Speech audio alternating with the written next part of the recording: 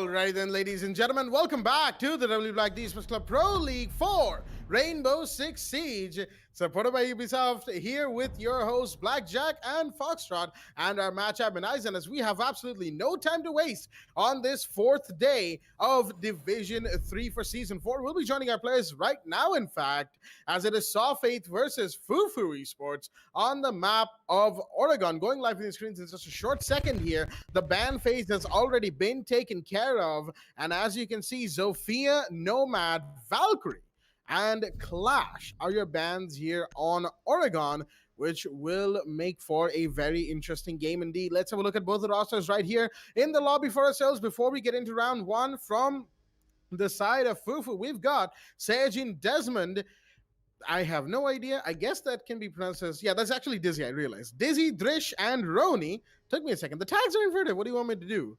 And from the same time, from the side of Soft Faith, we've got Hulky, Hellboy, Nanny, No Skill, and JD here to show us what's good with this match. Going to second floor, Kids, Dorms, and Doors main hall immediately.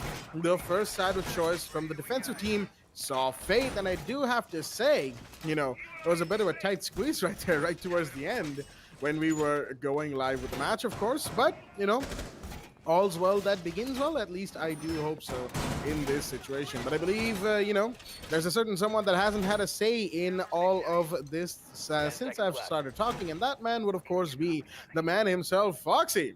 How do you feel today, and how do you feel about this match? No, first things first, let me be honest here. I overslept today, okay? But on the bright side, we had the first match for Fate. Definitely not the bright side. I would have loved to see more R6 action. But somehow that has given me more energy to save up that we can expel, I guess. Just happen to take the best parts and just enjoy this match all the while. Enjoy it, I guess. And we've got one more coming up after this as well. So despite that first match not coming up on the stream, apologies to everybody out there. We've still got the action underway, and speaking of action, Drish with a very good pre-fire. Coming in from that rappel game that he tried to bring out. Dizzy, though, is taking some damage. I'm not sure where that came out from, and the diffuser's been left off in a very awkward of positions. If the Hibana does not really do what she's intended to, might just turn out to be quite the long route the side of the attackers will have to take if they want to recover the diffuser. We've still got Hellboy. He's watching the top of the white stairs. We've got everything accounted and well accounted for, except for No Skill coming in like that.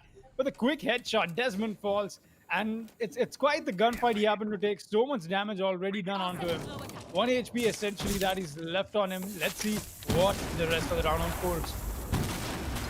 Oh, most certainly. C4 gets tossed out towards balcony, but that's not going to find anybody. Sajin sees that, but No Skill's going to come out, take out another one. That's Roni gone. 3 versus 5.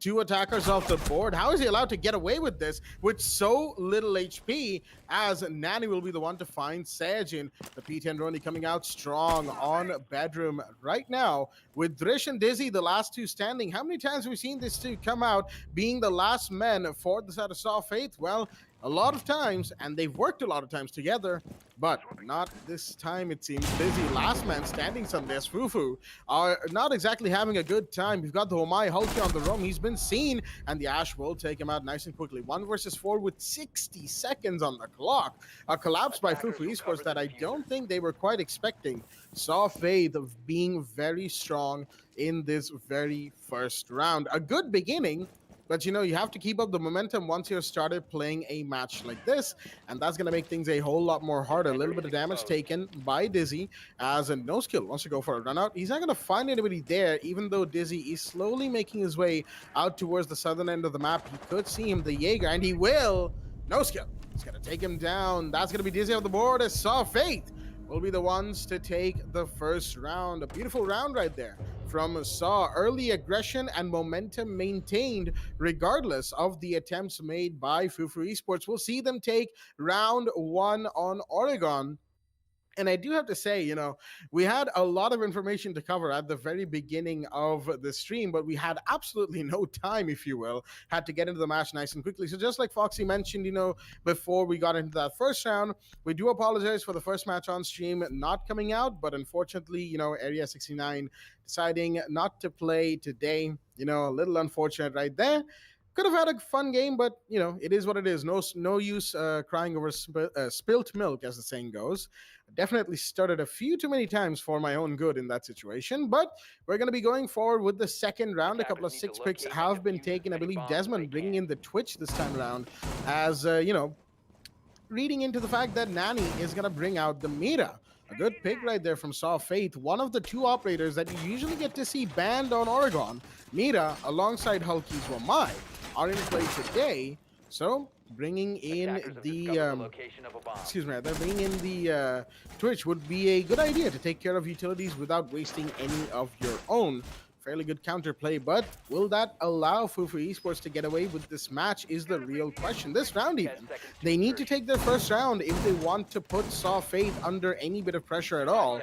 And Saw Faith, well, they may not be, you know, the best team in the world, but when they get momentum, they can do wonders. We've seen this before from them, and they'll be trying it again today. Action phase for the second round. And I do have to say, while I like that defender lineup that I'm seeing, the inclusion of the Thatcher, again, another operator that you see normally banned, not banned today, is going to make things a whole lot more interesting as we've got a blue bunker push coming in from Fufu Esports. That seems to be the thing, and quite interestingly so, we are not going to see that very old and used trick of getting the Kali onto this blue bunker push. So far, it's been a while since we've seen teams come out with this. So much emphasis on the roam clear. Essentially, we see teams put out, but hey, roam clear should be done, and it's being done right now. As of Fufu Esports is Dizzy is going to take down No Skill. That's going to be the first frag. This time around, No Skill, not so lucky as he found himself in the last round. I thought I'd be able to come out with a frag or two, but no, Hellboy. He happens to reply back with the answer of his own. He's got a refrag, but not for long. Ronnie's the one who's going to get another one onto JD. That's a quick momentum. The other side, both sides of this team have really put ourselves up and set ourselves up for that possible refrag game. Dizzy's expecting somebody on this flank, or there is somebody, all right. And there will be Nani. He's going to pick up that frag very easily. So just able to turn around that corner a little sooner. Things might have been different, but Desmond is on his side. He's going to get the frag onto Hellboy. As Hulky is looking for the man on side, he won't be able to get that. Desmond, the side control is his, and he's going to make that known to his opponents. Still rolling down on the side. We've got a 2 versus 2, or 2 versus 1 rather. Nani, the only one remaining, in fact. Didn't really put my eyes over there for a second. But now, speaking of which, he's got a 1 minute to work with. 1 whole minute. 60 whole seconds with the C4 in his back pocket. Possible rip could come in. It won't be necessary. Desmond with the on-side push and a triple kill. This round is going to secure that for Fufu Esports. What a very good round in terms of how attack goes. On Oregon, definitely a round that they should be taken away with. But what really is, what really is interesting me is we are getting to see a very aggressive type of play from both these teams. It's coming out to be coastline essentially played on Oregon, and that's nice. It's been a while since we've seen that little change up as to how we approach this map. And hey, this is of course a very famous map coming back to the league. So hey, it makes so much sense that we're getting to see these variations come on. And if you could take a quick look at the scoreboard once again, Aizen, look at Drish just able to stay on top with 0 kills. It's somehow these moments I talk about, right? You happen to go back in ranked, and it's you happen to offer so much more than kills to your team, and that I think that's what we love and appreciate about this game. Just able to breathe in that moment. Drish has always been an influential player for his team, and if not just a player, he's definitely added so much more value to what they happen to bring in general. That's where Fufu Esports stand at right now. 1-1. Let's see what round 3 brings us. Interestingly enough, the refrag game was pretty good from the side of both Fufu and Saw. The first kills being taken were not left unanswered for too long. And, once it came down to the 3 versus 3, it was really the way that Desmond pushed in alongside Drish that really secured the round after they were put into the man disadvantage once again. It comes down to those little plays here and there and making sure that your opponents aren't allowed to get away with too much momentum.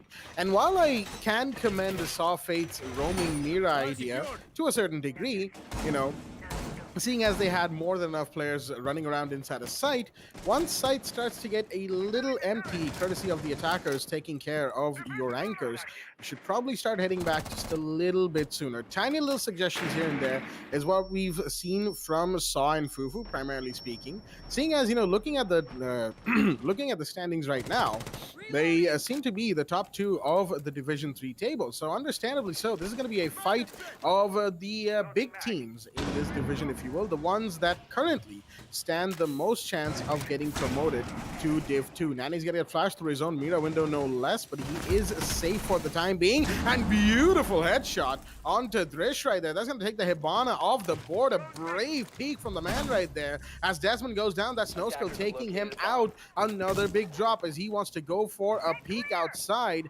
Doesn't see the ace. Sejin barely surviving. He's going to turn around. Will he get taken down? No, he won't. But Dizzy is going to find JD. That's a big drop, but he's going to get found as well. Nani doing work right now as he's found a couple of kills just at his station here, just outside of Laundry Supply, leaving Sejin and Roni this time, the final two standing. These are the only two that stand between Saw Faith reclaiming the round lead early and Fufu Esports managing to hold on. It's going to be a hell of a clutch if they do this, mind you. 2 versus 4 in this situation is not easy, as has been demonstrated time and time again on Basement of Oregon. With a minute and 10 remaining and the first down coming in, Saw Faith might have just cinched this in their favor. C4 goes up, but that will only confirm the kill, as Elbow's going to see the bullet traces and get the kill as well. Beautifully done right there, turning around onto Roni, as we will see in the instant replay right there. Oh boy, there's a good chance of Hellboy getting taken out, but he managed to get the kill when required. Interesting C4 throw, but it is what it is. I think he was trying to anticipate a revive coming out from the Twitch, but Desmond had other ideas. Unfortunately, said idea also seemed to fail in that situation. Round 4 will be coming in with the side going back to second floor kids' dorms and dorms main hall, as the round situation leads us at a, shows us a Saw Faith advantage. But it's only been the first 3 rounds, and knowing Division 3, teams start to really get into the groove post the 3rd round. So there could yet be a big match on our sites with, interestingly enough, both 6-picks from attackers and defenders bringing in the Canadians. Drish with the buck and Frost from No Skill. Well, that trap meta is what I think the other side of the defense wants to go with, and it's definitely worked out quite a lot. You happen to think about it, coming back to Oregon, the Frost, it's not just the match she happens to offer. You happen to have extra set of a shotgun as well with you, able to create so many rotations, just so many lines of sights and whatnot. That happens to cut down your prep time quite a bit. And well, the primary on the Frost is most definitely something you can take advantage of. I don't really need to talk about Bucka at this point. He does turn out to be quite the influential operator. So many things he happens to offer, and why not use him in a match like this? We'll be underway with the action phase, that is. And just as you happen to see this, once again, Saw and Fufu Esports, they've had quite the aggressive approach towards this map. And towards any round so far, 3 rounds back-to-back, early refrags coming in. We're always getting to see both these teams actively looking to take fights. That's something we've not got to see a whole lot in Oregon. And just like Blackjack happened to say, judging from how teams happen to play out in Div 3, let's be honest, we really cannot make any judgments. We happen to see a 7-0 and a 7-1 come out on the same day in a Div 1 match. So at this point, the unpredictability is so much. I cannot, how do I put this? I cannot agree but disagree as well with Blackjack. It's quite the change up we're getting to see recently, and I, for some reason, just cannot put my finger on anything. We'll be seeing Nani still holding up Attic. We've got quite the aggression. Once again, we don't get to see the Attic hold come out with the window peak always, with the Mozzie into play. Usually it's a shield with a possible Wamai, but hey, right now it's going to come down to Hellboy dropping the hatch. This is a position given away, but not too early. LB Fufu's first man to fall. Drish takes the fall. We've still got a 5 versus 4. JD is doing so much damage. I'm not sure from where. That could be a possible peak from the window, but no, he's going to do that himself. JD looking to get a possible kill. This could be a bait. Most definitely could work for Ronnie as well. He's still got 2 nades in his back pocket. Could go for a very nice cook, but right now he's not going to do that. No skill with a quick refrag back onto Desmond. That's going to be an important kill. That was not a refrag, excuse me. Quick correction. That was the second kill, in fact, for Sofate. I'm still looking to see what a 3 versus 5 can turn out to be, as the Frost happens to go for this quite. He really does not like electric boxes and bushes. Clearly, yeah. Well then, that's a little unfortunate. Noskill himself seems to be confused as to what he was shooting at. But ooh, boy, Dizzy pre-firing all over the place. He's going to find Nani as well. 2 versus 3, as the situation has been made just a little bit more controllable for the side of Fufu Esports. As, you know, JD himself very low on HP, coming up white stairs right now. But there's the real contender in the situation, Hellboy, who is still on the first floor. I believe he's watching a vertical angle, but it's going to be a 1 versus 3 now as his teammate, the Ashes teammate, has fallen. And there we go. Hellboy will find Dizzy as well. Finish off the kill, cleaning up on the side of the attackers, making sure that nothing is going to stand in the way of Saw continuing to take this lead farther into this match. We're headed into round 5 with a 3-1. Excuse me, right there. 3-1 score count, as No Skill seems to be very confused about what happened for himself.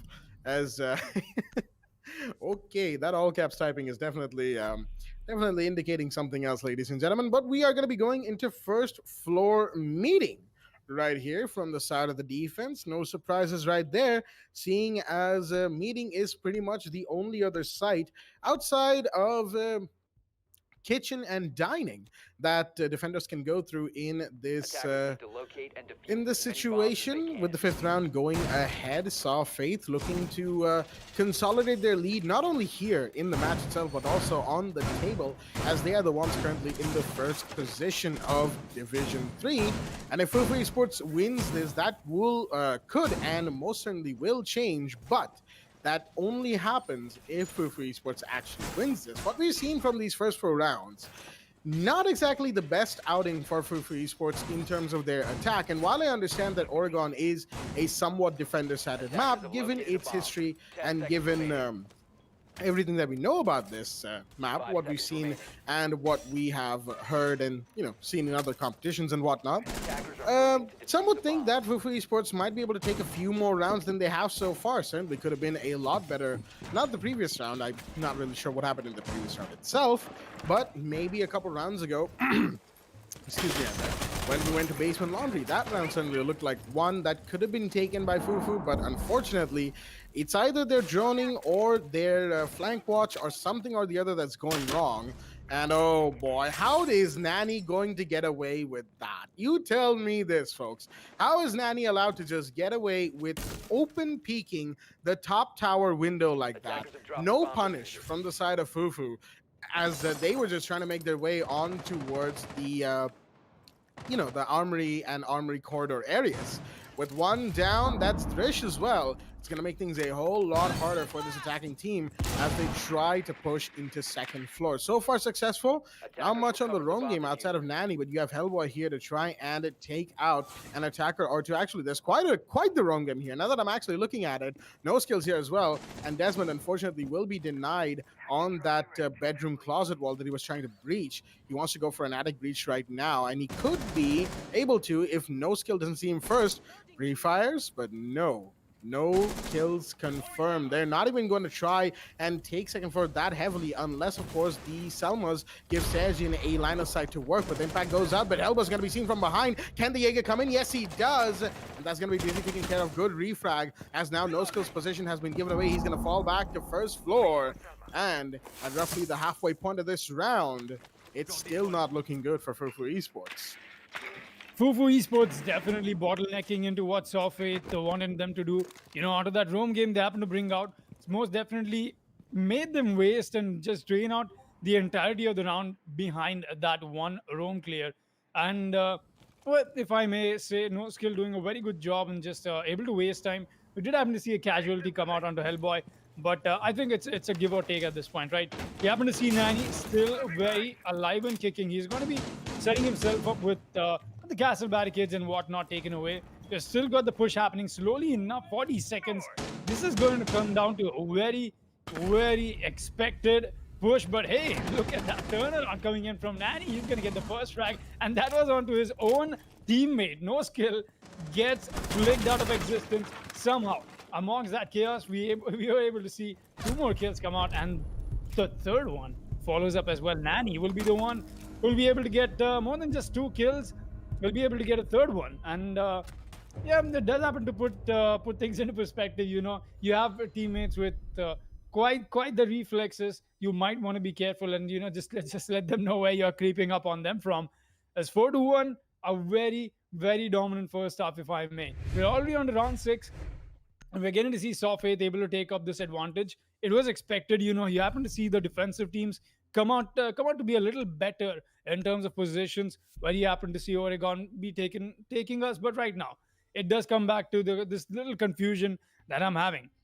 Is this the best that we'll be getting to see from Fufu Esports, or is there going to be a push up through it? Because we are getting to see so many things just completely ignored. One might even say that the way we're getting to see side of Soft Faith play out, it's coming out to be on a rather different level than what Fufu has brought on board today, and that is very evident from what we are getting to see so far. It does not come down to how we are getting to see the round conversions happen. 4-1 is still a very expected scoreline. Like I just said, you see a defensive team come out on Oregon. They're looking to make that push. They're looking to just break the barrier and go through with the maximum advantage into the second half. That's what we're getting to see the defensive team do. Software has been perfect with it. And yeah, most definitely, I think just as we happen to talk about it, a lot of that credit could go to Hulky as well. You know, we know that he happens to come out from the Tier 1 teams and just able to shed through some light over here, coming back to Div 3, able to bring out his team and elevate them to a different level. Most definitely something that has happened in the back end of it. I think I'm just guessing at this point. We'll have to get into a possible conversation with Hulky on that later. But again, coming back to the bottom line of it, Software so far they've been very calculated, or if not, they've, even with the aggression and the randomness that they've brought out, it's been something that they could always control. And I don't see Fufu Esports really doing anything to change that. They've been giving away control to Software quite a bit, and that has to stop. Let's see what round 6 brings us, the last round before the role swap. Oh, most certainly, as the first one will come in, taking care of one of the Jaeger's ADSs, but that's obviously not enough. There's another one right there as Hellboy goes for a big peek, falls back before, of course, any damage is done. Hulky on the mirror window, this time with the Band-Aid and a battery protecting him to boot, at least the mirror window itself, and thus him is just gonna try and see if he can go for a big peek of sorts. For excuse me, they're Dizzy on the Ash coming out of the White Stairs window. Nothing too much happening as, well, that's just a waste of Hibana pellets, I'd say. The electrified wall will eat up some of the Excaliburs of the Hibana right there. Says you're not sure what the thinking was behind that one, as Roni now knows that there are, in fact, some electrical usages coming out from the side of the defense. JD, in the meanwhile, trying to find somebody. That's the Twitch on tower backstairs. He's going to be seen, but the kill will not be confirmed just yet. Drish is very jumpy in this situation. Not a whole lot happening from the side of Fufu Esports. Again, while they have taken control of the meeting hatch currently and taken, certain vital areas, it's been a little uncoordinated, a little too late so far.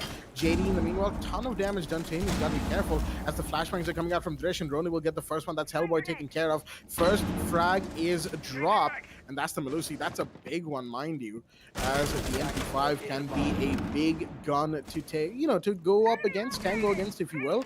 And now we've got the drone works coming in. Marks are coming off. Nani, in the meanwhile, holding elbow of glue. Will he go for a C4? Not quite yet. Hulky, in the meanwhile, is watching the entryway of Supply Room, but there's not much going on that they can do a whole lot against. Maybe, maybe not. There's a bunch of uncertainty in this situation, as Nani will not see the ace just walk by right in front of him. No skill, in the meanwhile, knows he's got somebody in his crosshairs, and that's the Amaru. Can he see him? Yes, he does. Desmond goes down. A bit of retaliation, but can he come and take out another kill as the C4 will come out? That's Hulky to take down Roni. Another big drop as the ace will fall. 40 seconds on the clock. And now in a 3 versus 3, Drish is going to take one as the Jaeger takes another. Sejin goes down, but a refrag comes in. It's a 2v2, and it's going to be coming down to these last 30 seconds. Drish is in. He could go for the plant as Hulky tries to swing wide. Can't do much. Somehow doesn't get flashed, but JD has his position being given away. Yes, it has now, as Dizzy will be the one to take both. Hello! What are these reflexes? Let's see them. Turns around. I'm sure that man was panicking quite a bit right there, but that doesn't matter, as we will see in the instant replay. Oh boy. That's one way to make sure that you don't go into a major disadvantage going in to round 7 roll swap. 2-4 is the scoreline, still in favor of Saw Faith, and somewhat heavily, mind you, but with that beautiful 180, well, almost 180 turnaround from the Ash, that's going to make it such that, a little bit of momentum dent will be there for the side of Saw Faith. They can't exactly say that they have retained all of their momentum going into roll swap, but now that they're in attack, that score that you're seeing right at the top of your screens, 4-2, is going to be very advantageous for them. They've got some room to work with in case they fail, while Fufu Esports still has quite a bit, in fact, of rounds to make up for. Now, would you look at that flick of the wrist? Definitely an amazing, amazing moment for Dizzy. And not the first, definitely not. We've seen Dizzy come out with stuff like this quite a bit throughout the tournament, just happening to make that nomination list for the weekly highlights so many times himself. It just happens to come down to why we've got Oregon played back to back. It just happens to put me into this thought once again. I know I've talked about this quite a bit, that we're getting to see Oregon quite a bit, because you put these players in different maps with different approaches, they are going to come out with different things, and it's just that repetition, not the best ways to how do I say, polish your skills, I guess. Yeah, that's what I'm going for. We've got Drish coming in with the possible peak right now. Once again, the early aggression. Look at this. With the roll swap, it does not stop. We thought that it was Saw Faith was bringing it in from the side of the defense. No, it's Fufu Esports as well. Both of these teams actively searching for fights, actively looking for ones, and well, the ones they can't take, they might as well try not to lose them, I guess. Anyways, we still got JD looking on the drone. He's expecting a possible flank. He did hear the bandit roaming right below him. That was Dizzy once again, rocking the iron sights. He might as well go down with the flank whenever he wants to. Right now, with the early round still into play, we're getting to see all of these attackers able to just position themselves everywhere that they want to be on. Nani giving a perfect cover for his teammate. That's going to be a very good spot that he happens to hold that angle from. Anybody who wants to be taking notes, you can take them, I guess. It's still not got the rappel in come in. Or is that the rappel in already happened? That has happened, I guess. There you go. Nani's inside. It's still got the cover coming in, but this is taking too long, and there's just no retaliation coming out from the side of Fufu.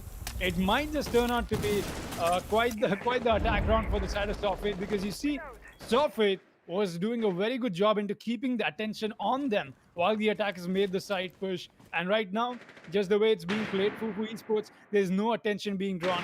They're just letting Saw do their job, and Saw will be able to gain map control very quickly. And as I'm going to talk about that, the map control follows in right after my sentence. We've got the push-up coming in, a minute left. Let's see what happens.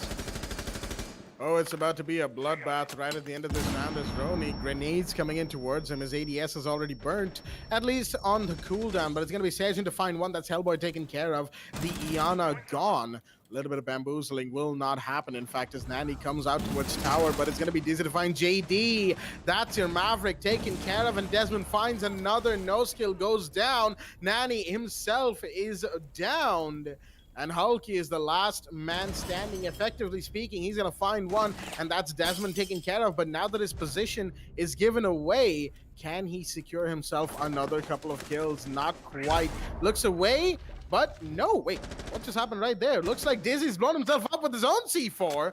That's very unfortunate, as the man will go down. He's confused, but Hulky gets another one. That's Drish gone. He's got the diffuser as well. He could make this play. All he needs to do is go in. He's been seen by Sejin. Can he go for the plant? I don't think he can. He's caught in a Banshee, and he's trying to get himself a line of sight, but he will go down. Roni will take the kill, and the ace will fall. As we will see in the instant replay, a good defense by the side of Fufu. Primarily speaking, it came down to them not doing too much. We were kind of worried at the rate at which Soft Faith was starting to take control of the map. There wasn't much denial, if you will, in terms of extended map control for the side of therefore the side of the defense. But what they did well is they knew the cross angles that they had to hold, and they held them, making sure that really, outside of certain positions that could have otherwise been taken care of by the side of Saw, there was no way the attackers were getting in without losing a couple of bodies. And I know that's a bit of a long-winded explanation of simply saying hold inside a site, practically a turtle hold with the bandit running around down below. But it is what it is. Fufu Esports had to go back to the basics to at least take a round before they start bringing out some more advanced strategies, I guess. I'm not entirely sure if they will, of course, given their current round situation. They are in the deficit, but it's only one round. They can certainly make up for it now, given that they've brought this match situation much closer than it initially was just a few rounds ago. They were 1-4 down, ladies and gents, and now they're 3-4, only one round down. The 8th round could be the one for the equalizer, or if Saw Fate manages to turn it around, take a round for themselves, if you will, then it might just go their way as well. No skill in the meanwhile. I'm seeing a Finka being brought in from the side of Saw Fate. I'm not sure if the side of Saw is really known for their plays with Finka. I believe it's mostly play love with the Kali, but no, Hellboy's already rushed into blue and towards Elbow. He's going to be watching a couple of angles alongside JD right now, as this could be a big blue push. Will the Mozzie be spotted? Yes, he will, and that's kill taken, but not before Drish took down No Skill. That was another big drop from both sides. One loses the Mozzie, that's a lot of intel gone, but the other loses the Finka. That's going to make sure that any rush attempt will be that much more dangerous for the side of the attack, because they have lost who is effectively their Doc. Hellboy barely manages to survive some headshots coming in from Desmond's end, attempted headshots, if you will, as a breach comes out from Hulky, but that's not a full breach. He got impact tricked right at the end as Hellboy is pushing in towards Boiler now. We're only at the 2-minute mark, and so much action has happened. The Ash pushing in, knows that there's someone very close to him, and that's Desmond, but no! The Legion's gonna swing around and take the kill. 4 versus 3, even though the drone was watching his position, and a refrag will come in as well. Nani takes the kill from the back stairs as 3 versus 3, a minute 40 on the clock. Things finally seem to be slowing down ever so slightly. Well, we've still got the pre-fires coming in from Ronnie though, and that's not going to stop. Not until we have these 3 attackers breathing, or not at least until Fufu Esports has their hands on this equalizer. Looking to make that push onto a 3-3, not getting to find that window yet. Sergeant looking at this angle that he's got for himself, a very tight one, if I may, but that's got to work for him. It won't, not yet. So very expected one, honestly. That pre-fire was going to come in sooner or later. JD will not be the one to be the victor of that. They've still got Nani making the push, and he misses his shots. The shots somehow don't connect. There's 2 gunfights we just saw did not turn out to be in the favor of the one who happened to take it. Hulky already sticking the plan right now. 50 seconds inside, and he wants to make this push up. He's going to get the first frag. Will they be able to make this push through the post plan? Nani on the double kill that he's just got. 2 versus 1. Make that a 2 versus 1 indeed. And for some reason, it's only Nani surviving that he's got to find 2 frags, which he won't. And quite the finish up with the shotgun that we just happened to witness from Dizzy. Excuse me over there for the quick confusion. I did not have my feed for some reason. Looks like my network just happened to blip for a quick second, and that's when all the action went down. But coming back to what I was trying to convey, it's still Fufu Esports back in the game. Dizzy able to put them back there. Not just with blowing himself up. I mean, except that they still got a 4-4 equalized scoreline, and just like Blackjack predicted, this could be a match that we might get to see going to overtime.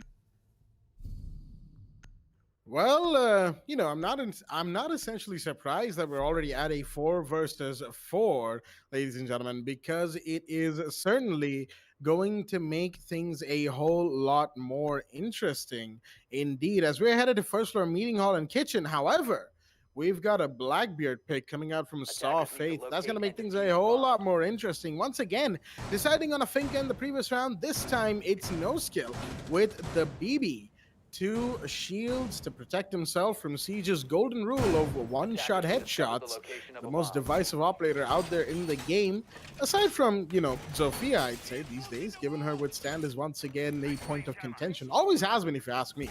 But, discussions about withstand and not withstand and rifle shields and the lack thereof will be tabled for later, as they're a lengthy discussion, ladies and gents, and we don't want to bog down the stream with too many, self-indulgent opinions, if you will, as the match itself will continue to go on. No problems whatsoever from either side, at least yet. Hope I haven't jinxed it with that. By saying that, if you will, given that the caster's curse seems to work in mysterious ways. Right now, Sophate's attack, nothing too particularly special outside of the BB pick, if you will. Twitch has been a mainstay for today's Oregon game as far as we can see, which is fairly interesting, but not a whole lot then when you really consider that Twitch is very useful for taking care of defended utility, especially if the drone can sneak into sight or important, traffic areas unseen. Nanny coming through white, actually. Interesting position for the man. The Jaeger was just barricading off the control room wall. He's probably known this, but he can't go around pre-firing every single angle he sees because that's going to give away his position. And given the way he's content to just hold that hallway, some tells me he wants to stay hidden. But wait, where is Hulky? He's already going for the plant. When did this happen? When did they get the breach done? Can the plant be denied? No, it can't. It's a full 5v5 kicked into post-plant as Nanny will find Desmond trying to come around for the clutch. No, for the flank, excuse me. As now, post-plant, 34 seconds remain. Gas goes off. Drish could go for a big play right now, and I think he wants to, but he will be denied pre-firing through the smoke. Hellboy will be the one to find him as Healthy goes for a new line of sight being made, but that's been heard out. Of course, he's trying to come in towards stage. Will he see one? He sees one. He sees two. Can he get them all? Almost! Hellboy took one in the middle. Saiyajin took it. But oh boy, Fufu Esports, where are you looking? One of them surely had to have turned around in at least any second of that situation. But the A's gets away with two, and the Ash takes one, as we'll be moving into a 5-4 situation, going to round 10. As Saw Faith will take the lead back again. They really don't want to let go of that lead, and as evidenced by that rush plant, I'm not sure if that wall was left soft or if it was breached by the ace or what even happened, but I guess that there are some questions we will never get the answer to, ladies and gentlemen. All that matters is the fact that the plant went off, and not only did it go off, it was a big round for the side of Saw to take it that way. We're going to be headed back to second floor Kids Dorms in Dorms Lane Hall, and it's very interesting. I meant to sort of hand it off to Foxy before we switched to Hulky because I thought, all right, nothing too much is happening. It's going to be the standard push. We're going to see second floor roam, all of that, yada, yada, yada, and suddenly I have no time to stop saying anything. Oh, the coincidences. No, you happen to think about it, that was quite the embodiment of a Hulk smash coming into speed, right? we saw quite the stuff from Hulky. Let's be honest, that triple kill, it was not essentially a triple kill, but just from the looks of it, it was it looked like all your years of aim trainer has prepared you for this moment. Just 3 heads waiting to get popped, nobody looking at you.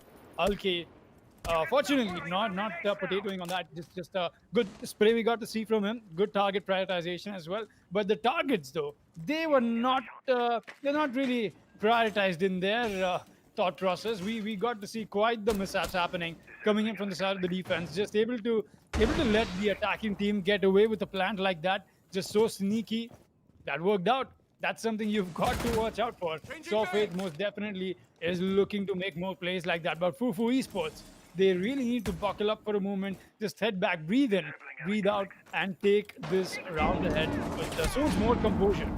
Speaking of which, Ronnie with an early engagement, I think that was with No Skill, was brought out the Blackbeard, and once again, loving the Blackbeard on No Skill. It's really helping him put things on board. But No Skill so far has no kills. He'll be willing to make that push and that possible pun later on as we happen to go ahead. But no, just speaking of which, we got a minute and 50 remaining. Still so much of that drone work coming in. Attackers This have time located around, a Fufu bomb. Esports, they are not looking to peak first. But that's also something that Southfaith was able to take advantage of. They're still looking to push that a minute and 30 mark, and anything could happen at this point. You happen to think about it. Hellboy waiting to make that push along with Hulky towards the side of Attic. He's watching that. Could happen to take down a pre-fire himself in that angle. A very expected one from the Mozzie, and that is of course Drish. So you happen to expect a pre-fire from that angle as well. Don't want to get taken off in that off chance of just not having yourselves the advantage. But hey, the push-up from the Ash is already in, and it's going to claim the first prey. That'll be the Legion taking the fall. We get a repeat coming in from the Mozzie. Not yet. Drish still holding it strong, and there you go. The Twitch just walks in, gets a double kill. Nanny with the walk-in on the side, or at least along the adjacent area of the site. Not yet. The site control is still yet in the favor of the defense, or if I may, they're still holding that down. And what a shot! The Blackbeard happens to get headshotted from Ronnie. What an angle that he must have used. We would have loved to see that kill come out from his end. But hey, Hulky is still alive and kicking, and that means so they're still looking to get that victory, but not anymore. Sergeant's going to shut him down. He knows that's a Rappler coming in from the white window as well, but does not want to take that fight because he knows that he does not need to. Quick fires coming in from Sergeant. All the pressure on him right now. It's on him and Dizzy, but you look at this. A double kill with the diffuser denial once again. The push-up from the hallway is being expected from Hellboy, but there's also the Rappler that they've got to worry about. Hellboy, he's going to get taken care of, or he's taking care of something. Yes, it's a 1v1. Sergeant with the triple. He's looking to make this a quad. Hellboy, he's had a good round so far. Can he get this clutch? 3 seconds and counting down. A very expected plant spot. That could be a pre-fire coming in. Won't be from below. Could come in from the possible rotation. And yes, it will. Sergeant with the quite the performance and quite the retake we just got to see from this one Melusi, winning the entirety of the round from the top of the white stairs. Textbook defense. We'll be taking a quick look at that in the instant replay. And Fufu Esports can really just trust themselves in this match, because as long as they have Sergeant making these plays for them, they've got another chance. Oh, most certainly, ladies and gentlemen. That was a beautiful play right there by Sej, and it came pretty close, but he managed to deny right towards the end, not the plant, but any chances of a post-plant clutch. Unfortunate for the side of Saw Faith, but they will not right there, be taking this round, this match to overtime. They're going to have to work just that much more harder, if you will. And we're going to be headed to Basement Laundry and Supply Room to decide which team, in fact, will be the first to go to that match point situation. It's definitely a fitting round now that you think about it, because Saw and the Saw Faith and Fufu, at least today, have been a little bit back and forth when it comes to Basement Laundry, although one could say that Fufu Esports have so far been the ones to make Basement Laundry their own. You know, out of the 4 times, excluding this one, 4 times? Yes, 4 times. I had to really do a quick head count there. But out of the 4 times we've seen Basement Laundry come in today, ladies and gents, Fufu Esports have taken it thrice, while Saw Faith only once. And on the defense as well, Fufu are going 1 for 1 in terms of winning this site, so they could certainly make it their own. Saw Faith, on the other hand, will, will have to struggle just a little bit harder if they want to go to match point first. Remember, it feels like some time ago now, but Saw Faith were the ones to go 4-1 into the 6th round, last round before roll swap. Now we're at 5-5 as this blue team, Fufu Esports, has brought it back quite a long way for themselves. And they're looking to continue that into match point and into the victory. Only 2 rounds, and Saw Fate's resistance stand between them and that potential victory. Of course, is the Legion. Oh boy, that's a big decision from Desmond, and he will walk through everything to take the first kill. But the refrag does come in. He wasn't watching his back, unfortunately, and he gets shot by No Skill. The Jackal coming in takes the refrag, making sure that the man count is equalized. But no, Drish will get another one. That's JD taken care of. Beautiful peek right there from the Bandit, who is trying to work his magic right now. Will he find one? Yes, he does, through the wall. That's Nanny gone, and that's going to make things even harder for the start of the attack. They have just been put into a 4 versus 2 situation, courtesy of some big plays from Drish. as he has made things single-handedly much harder for Saw Fate. They're trying to get in towards Boiler right now, and they have, admittedly. C4 comes out, will not claim anything, unfortunately, as Thresh will fall back all the way towards Laundry. Watch the hallway. Will he see one? Not quite. Quick peeking going on towards that pillar, and that certainly is where one of the attackers is. I believe that is the Ace Hulking. Well, the Jackal's trying to push up from elsewhere. Not sure exactly where No Skill is right now, but wherever he is, he needs to make things quick. And in fact, he was just busy taking care of a Banshee. Interesting decision making right there, but they have some time to make this 1v4 their own. Round 11, this needs to be theirs if they want to be the ones to go to match point, but it's looking less and less likely as the timer ticks down.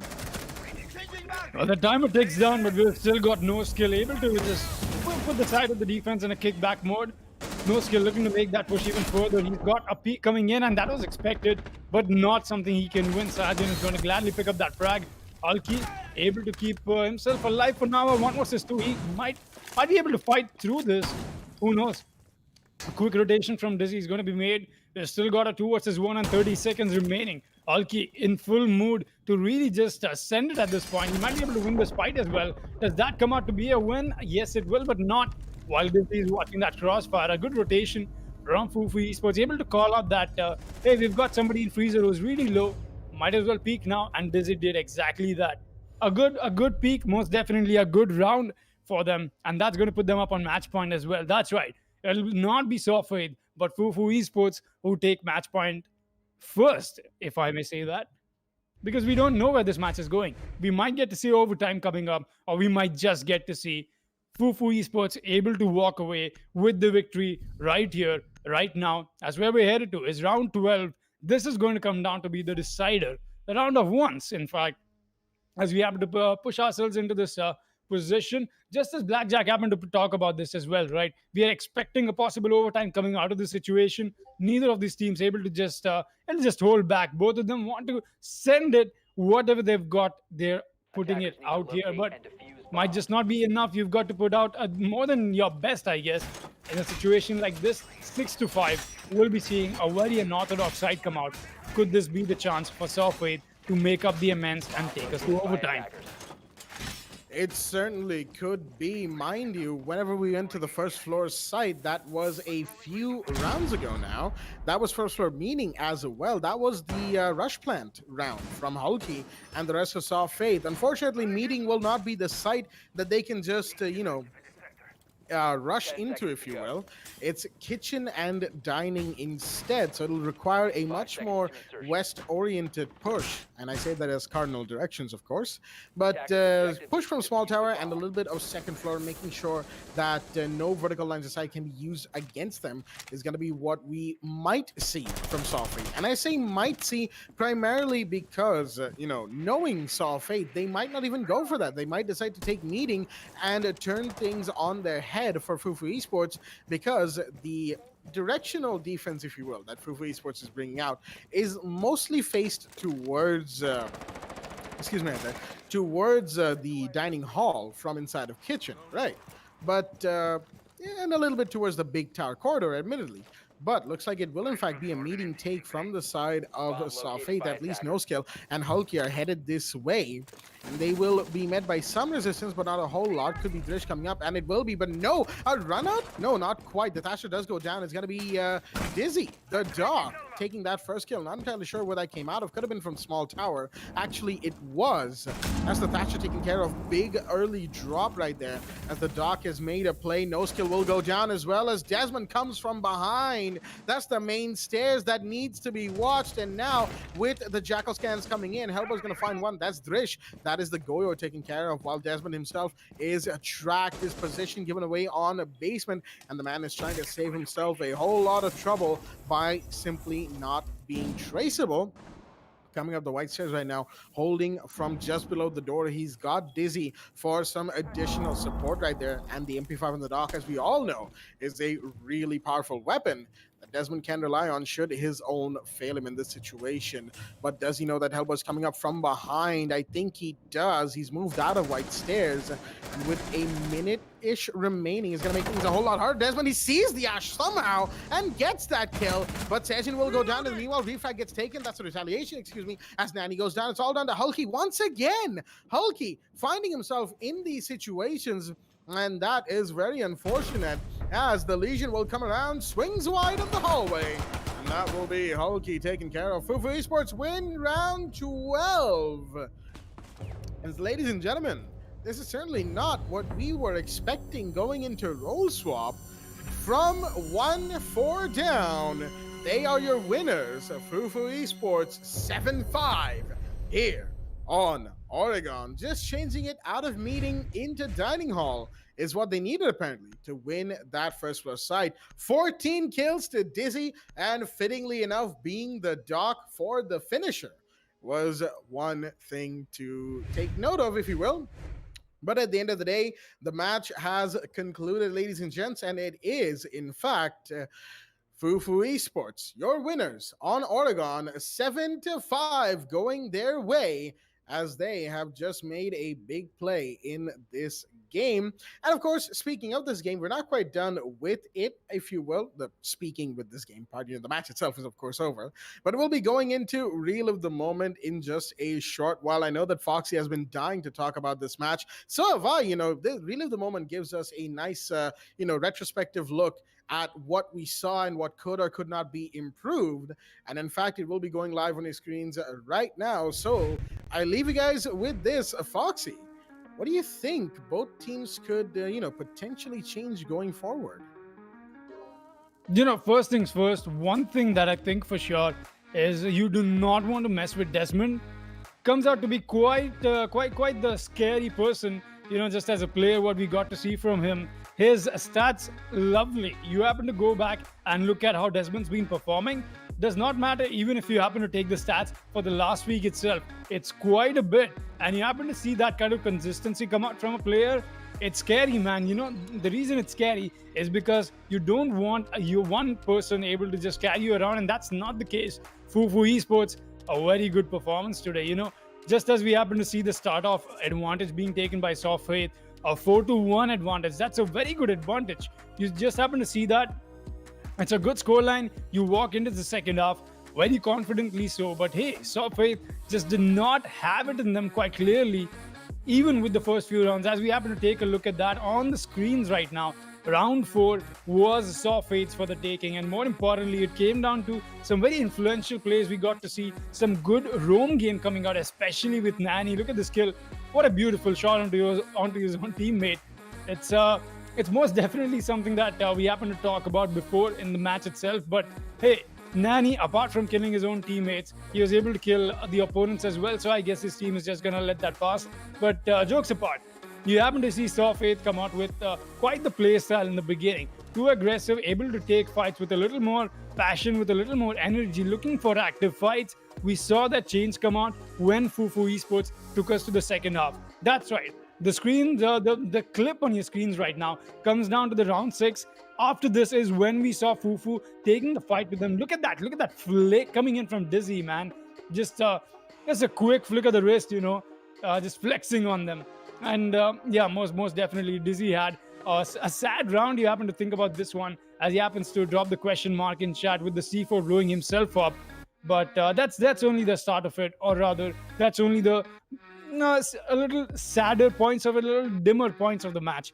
We had so much more happen. We had so much more action coming in from both these teams. But more importantly, Hulky, the man on the plant, he's been able to walk away with quite the plants. You think about Diffuser getting down into this situation. Not a whole lot planted many times, but not until we saw Fufu Esports take charge of the situation, able to take control of this. And this was a good attempt on a retake. Honestly, you happen to talk about this round alone, able to walk in through the soft wall, and some of that wall was soft, interestingly so. That was just a moment for Soft Faith to take advantage of, and why not? Hulky with the Hulk smash. Look at that, a triple kill for the man to walk away. Very easy, cakewalk essentially. That was a flawless round as well for Soft Faith. But hey, this was something else. Fufu Esports, it's They happen to be proving time and again with plays like this from Cyanogen.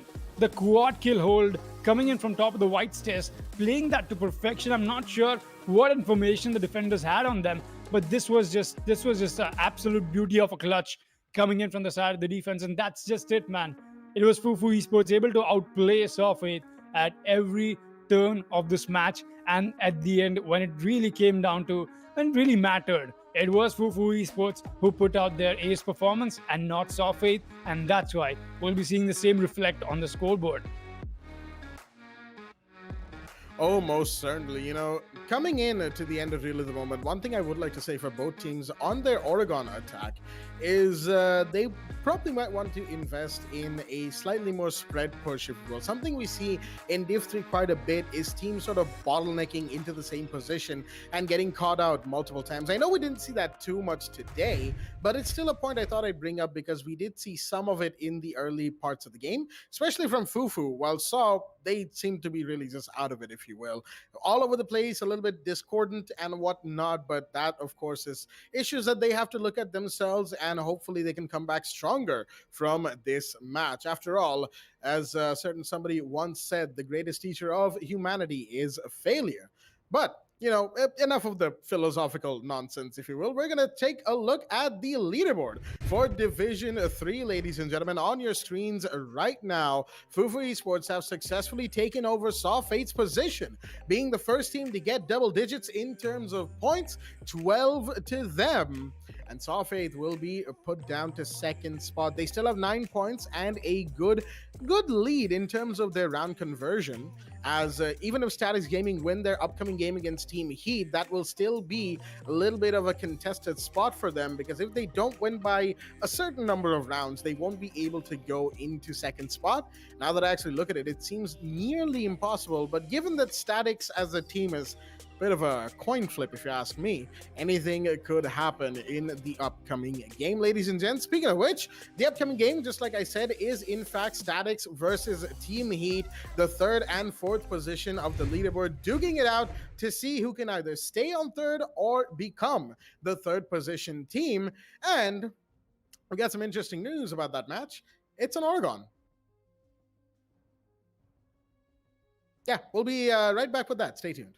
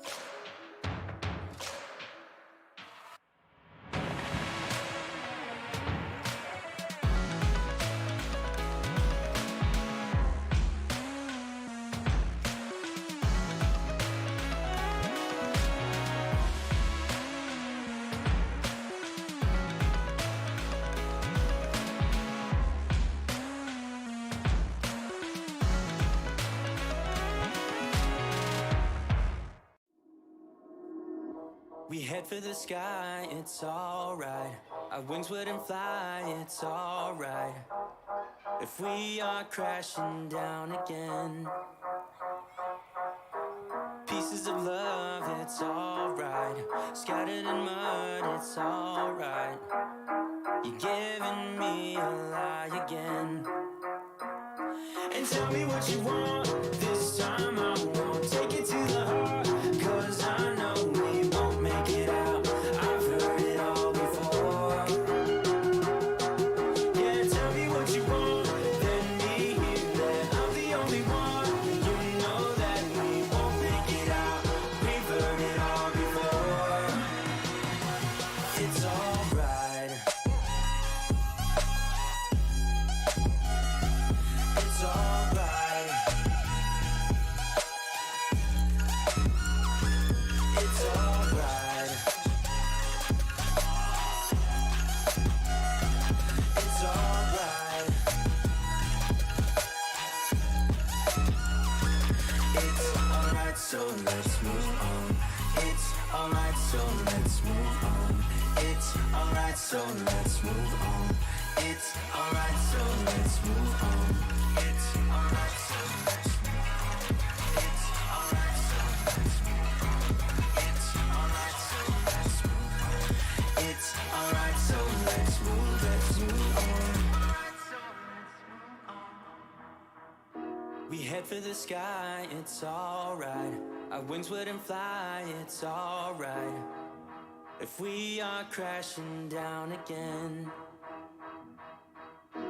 pieces of love, it's alright.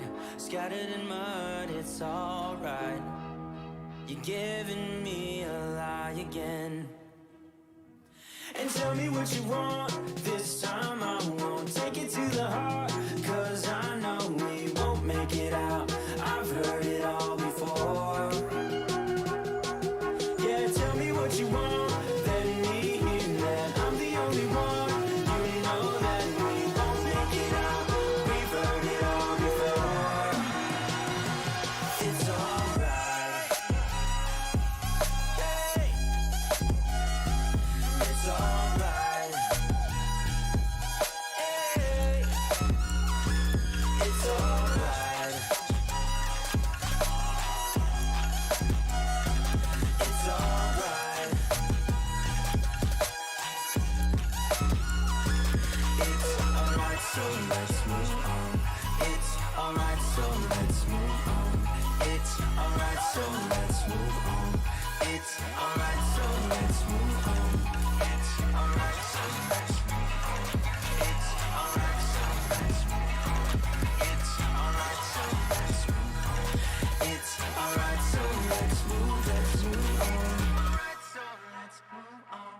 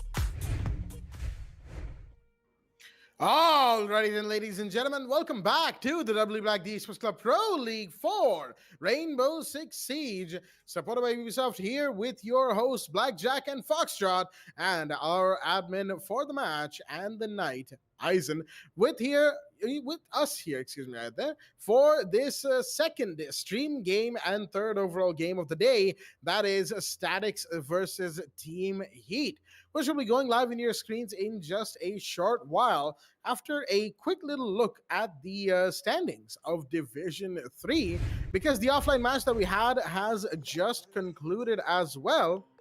And it seems that Spectre Gaming have won their match. That's going to put them in third position, ladies and gentlemen, as they will be up to 9 points, matching with Saw Faith there, just a little bit too low in terms of their round conversion.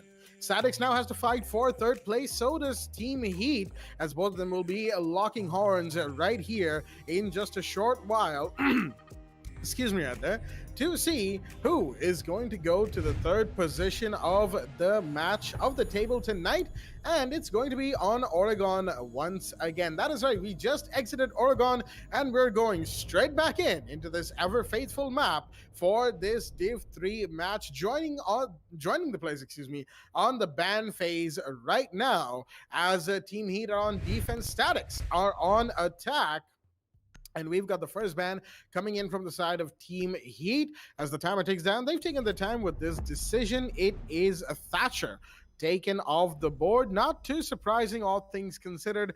Thatcher and his EMPs always a bane of the defender's existence, and that's why Team Heat's first decision will be to make sure that at the very least the anchors inside a site have almost no issues with gadgets being taken out by a rogue EMP from the other side of the wall. Statics at the second ban, they will decide to ban the Jackal, another operator that you get to see very commonly ban, all things considered. Although when it comes to Oregon, we've seen Maverick rise in terms of his ban rate lately. However, Jackal will be the ban, and going into defenders is going to be Mira from the side of STZ. They're not messing around today.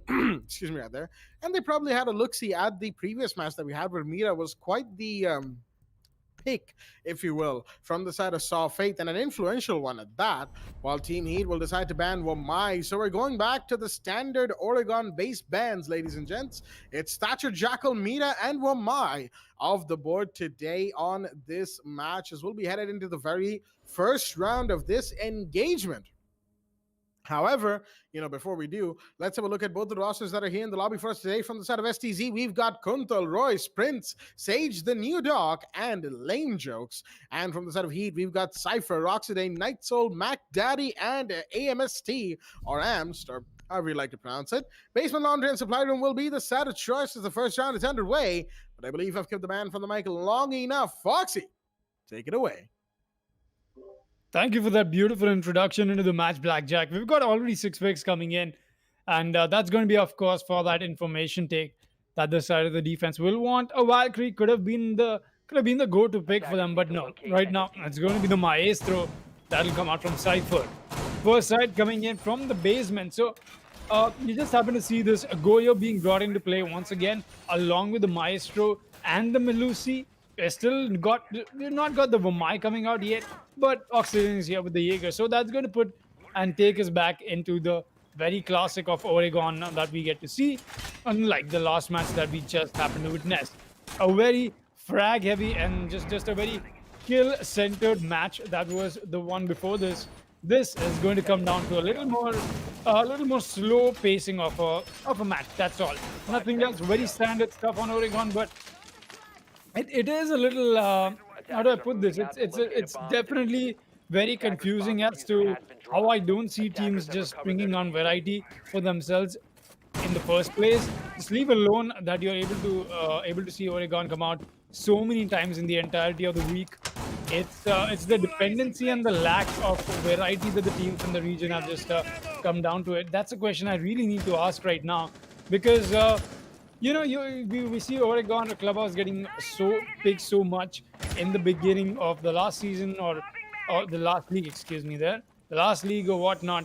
We're getting to see that trend follow up till this league into Pro League Season 4.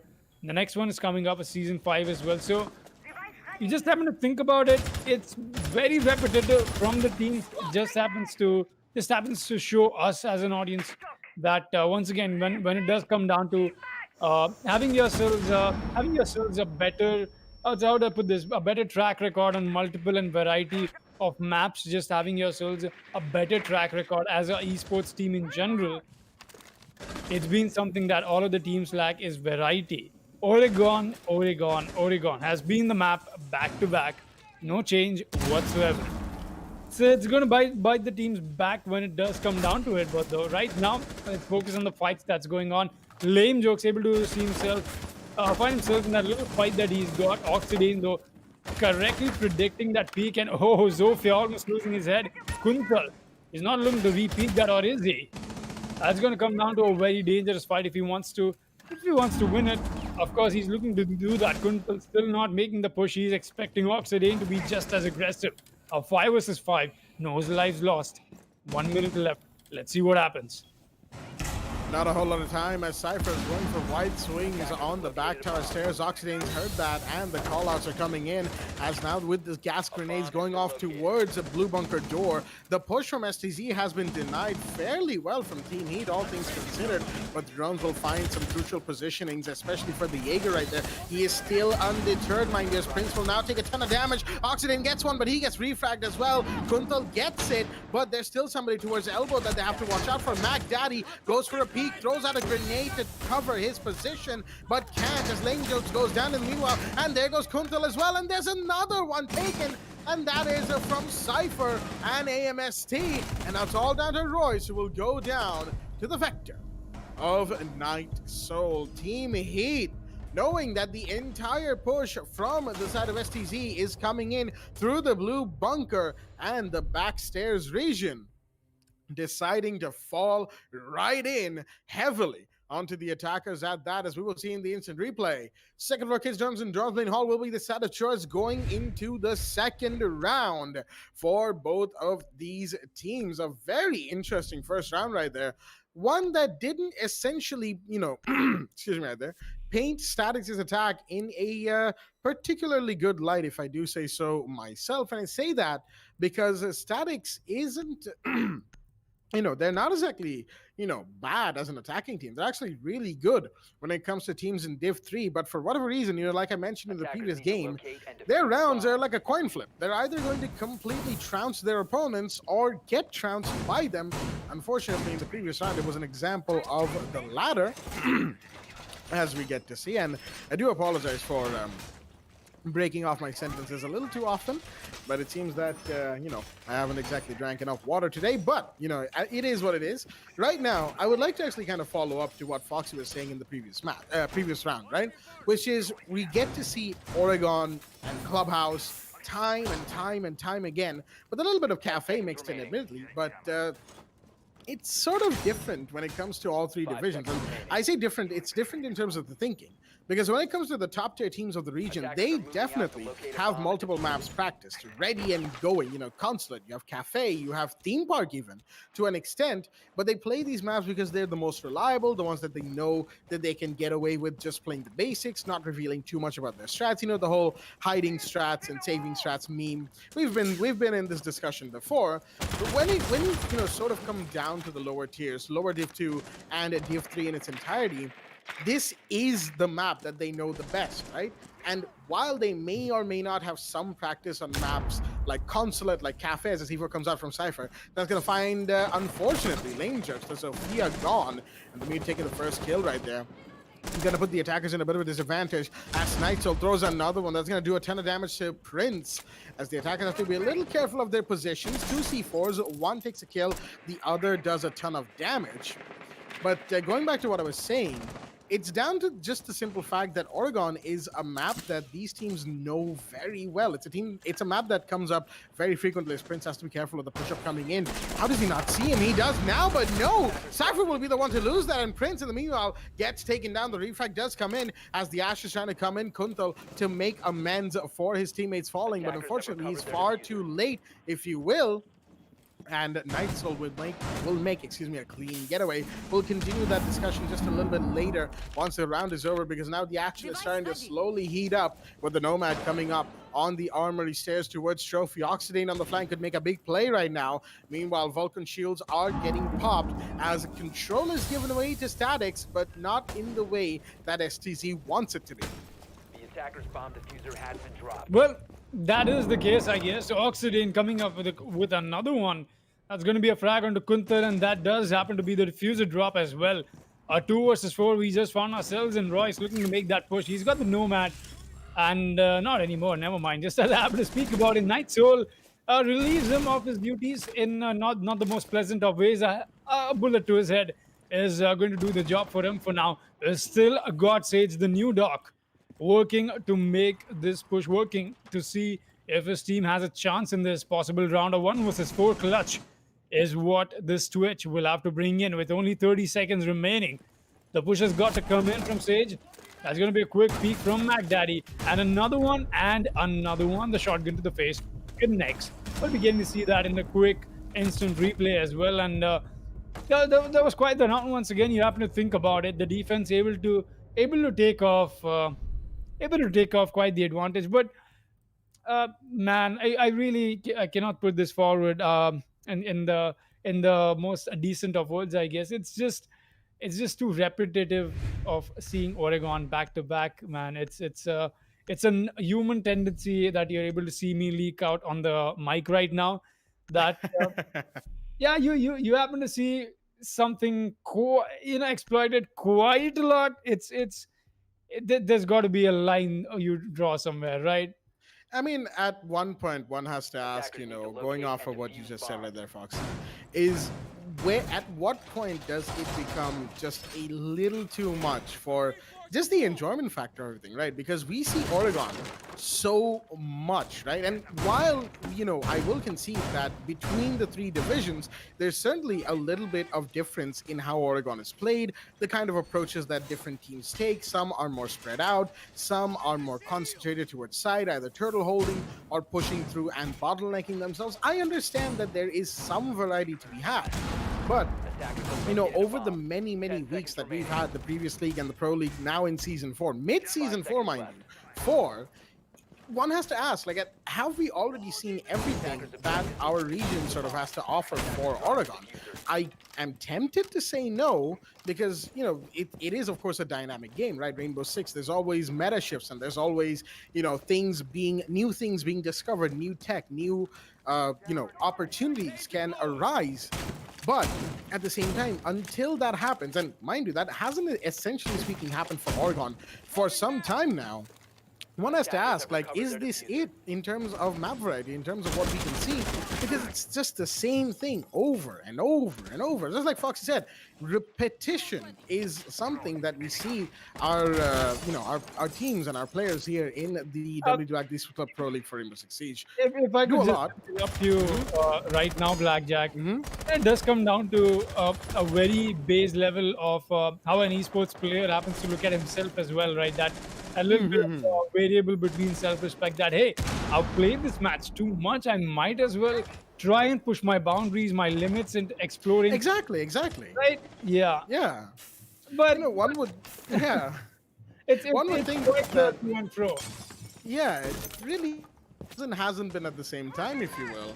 But unfortunately, it looks like we're not going to see anything other than Oregon for the day, because according to our admins, even the offline match was on Oregon, which is, oh boy, that's another thing indeed. But Kuntal's going to find one. He's going to find 2. He's made his way into sight already through the tower hallway.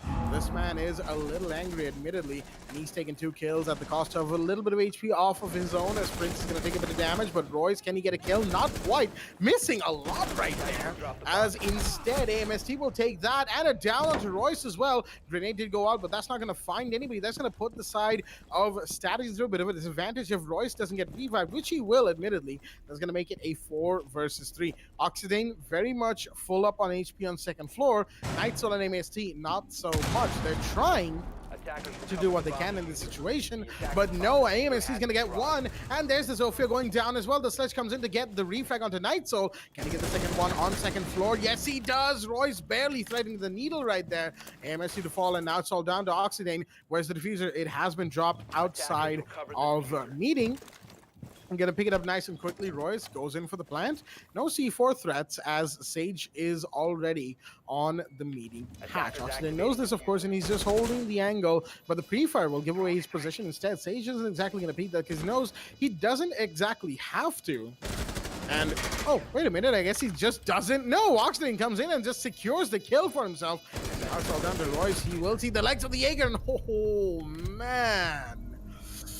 That could have gone south very quickly, as we will see in the instant replay. He does get the 1v1 in the end, Royce, but the missed shots gave away his position.